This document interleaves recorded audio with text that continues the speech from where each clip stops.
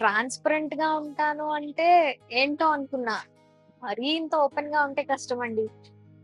అయినా మీరిదంతా చెప్పినా, చెప్పకపోయినా మిమ్మల్ని పెళ్లి చేసుకునేదాన్ని. మిమ్మల్ని ఫస్ట్ టైమ్ మ్యాట్రిమోనీలో చూడంగానే నచ్చేసారు. అండ్ నా మెసేజ్‌కి రిప్లై ఇవ్వంగానే యూ ఆర్ మైన్ అని ఫిక్స్ అయిపోయాను. కలుద్దాం, మీట్ అవుదాం అని చెప్పి పిలిచాను. పెళ్ళికి ముందు ఇలాంటి పాస్ట్ అందరికీ ఉంటుంది.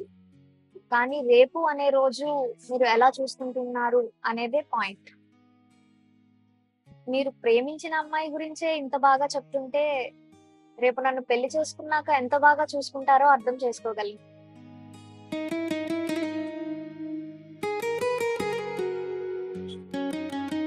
ధ్రువ్, ఆ! ఉన్నారా? సారీ. చెప్పండి. ఏమైంది? All okay? యాహ్! చెప్పండి. సరే. మీ వాళ్ళతో మా పేరెంట్స్‌తో మాట్లాడమని చెప్పండి.